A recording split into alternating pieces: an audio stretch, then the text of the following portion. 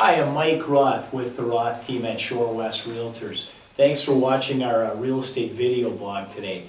Today we've got with us Troy Peterson from Midwest Insurance Group. Troy does all of our property and casualty insurance for our clients and myself, and I thought we'd talk a little bit about, because people ask me all the time, well, Mike, what's the difference between my insurance value versus what I can actually sell my home for? So Troy, maybe you can shed some light on that. I can. We get asked similar questions and have over the years, and what we find is there's really three values that you as a homeowner are going to be working with. As Mike mentioned, appraised value or market value. That's Mike's territory. That's what your home could sell for. Then there's insurance value.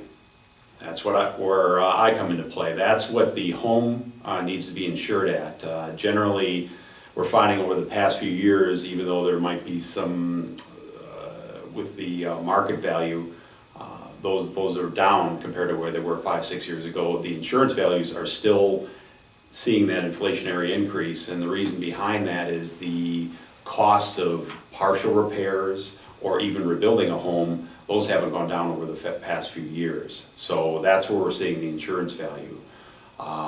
Assessed value is what your local city, municipality would use for the purpose of tax base.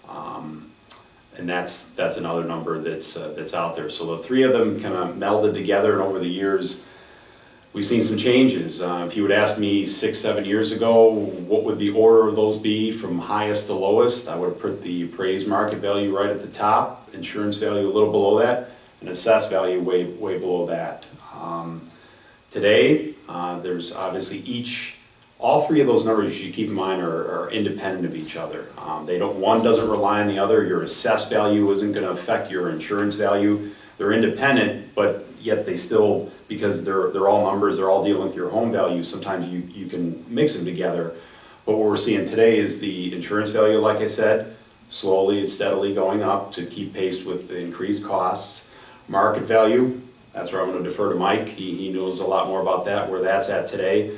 Assessed value, I know of a number of municipalities that are going through their process of updating your home value for tax purposes. And I think Mike had said about every 5-7 years, that's a process that they go through and do that. And I know a lot of our customers have said that they've had a recent tax assessment. So that number has gone up, in some cases as much as 40-50%. So.